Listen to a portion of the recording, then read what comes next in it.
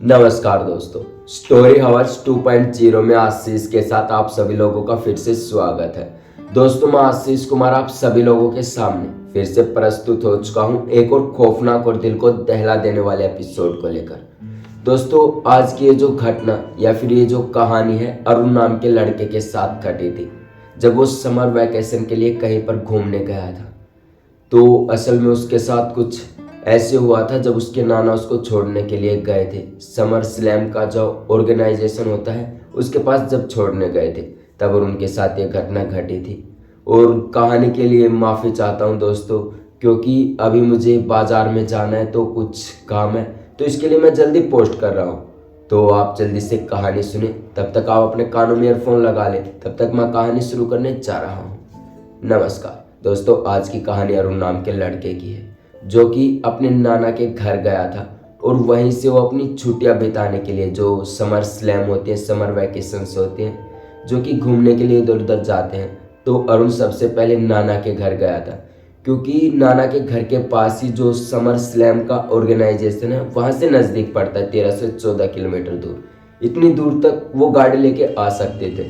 तो इसीलिए अरुण ने सबसे पहले अपने नाना के घर पहुंचने का इरादा किया था। अरुण अपने नाना के घर पहुंचता है और वहीं पर एक रात बिताता है। जैसे ही सुबह होती है, अरुण के जो नाना थे वो फ़ोन कर देते हैं जो ऑर्गेनाइजेशन थे समर स्लैम के, जो लड़के लड़कियों को ले जाते थे कि यहाँ पर छुट्टियाँ बिताई जाएंगी जितने दिन के लिए आप आए हो या फिर रहोगे। तो ऐसे ही नाना ने फ़ोन कर दिया था उनके पास, लेकिन सुबह से शाम हो चुकी थी। उस ऑर्गेनाइजेशन का कोई भी फ़ोन नहीं आया और ना ही वो लेने के लिए अरुण को आए। तभी नाना जो थे उन्होंने सोचा कि क्यों ना मैं इसे छोड़ के आ जाता हूँ। जैसा कि मैंने आपको बताया, 13 से 14 किलोमीटर दूर उनकी एक गाड़ी लेने आया करती थी।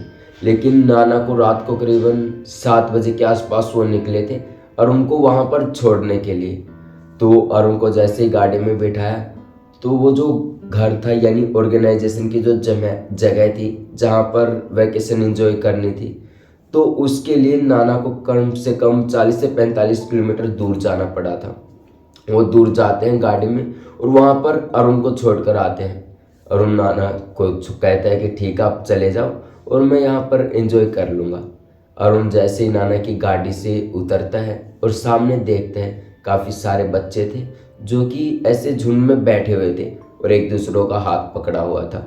और जो ऑर्गेनाइजेशन थे समर स्लैम के वो भी वहीं पर थे। वहाँ पर नाना जी ने उन्हें बहुत ही डांटा कि कब से ये लड़का इंतज़ार कर रहा था और तुम आए नहीं, इतनी देर कैसे लगा दी, और असल में तुम आए नहीं, बात क्या थी।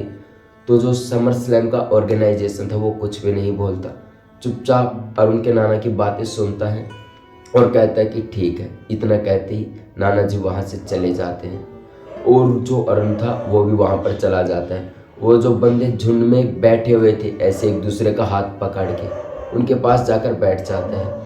तभी जो ऑर्गेनाइजेशन था उनसे बात करता है कि मैं कहाँ रहूँ, मेरा टेंट नंबर कौन सा है।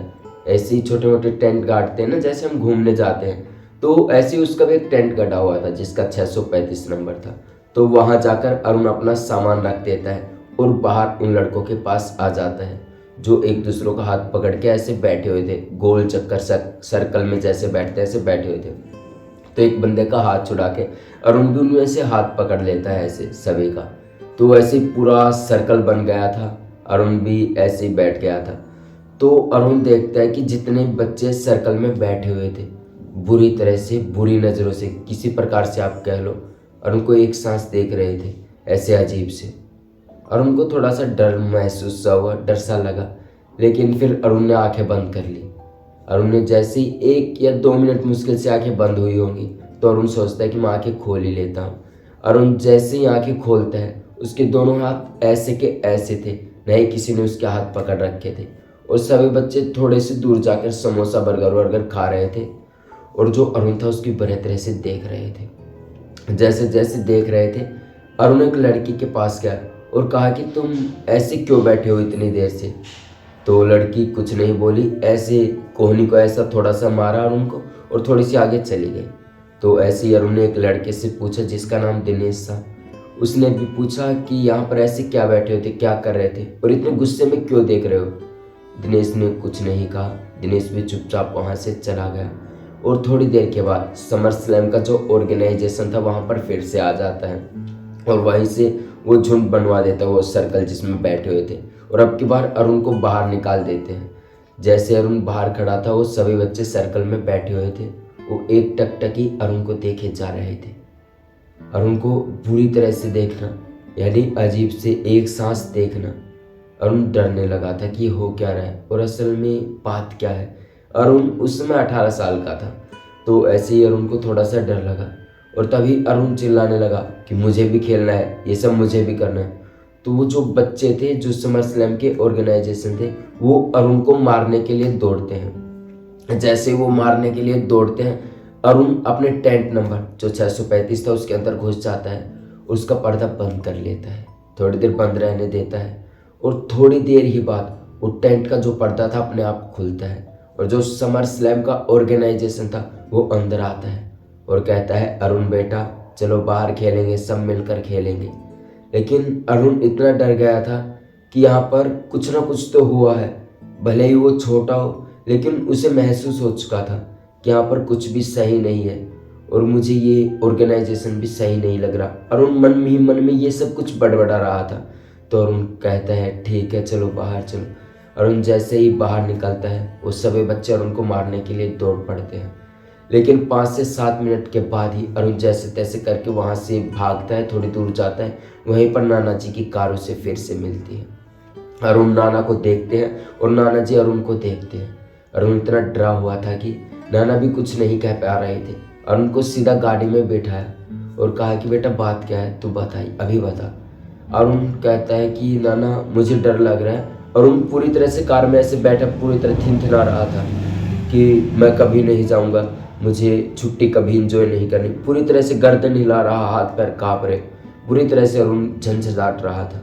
तो जैसे ही 1-1.5 किलोमीटर गाड़ी आगे चलती है तभी अरुण के नाना से अरुण बात करता है, कहता है कि नाना जी ऐसे ऐसे हुआ, जैसे मैं यहाँ पर आया सर्कल में बंदे बच्चे बैठे हुए थे और बुरी नज़रों से मुझे देख रहे थे और थोड़ी देर पहले वो मुझे मारने के लिए भी दौड़े थे।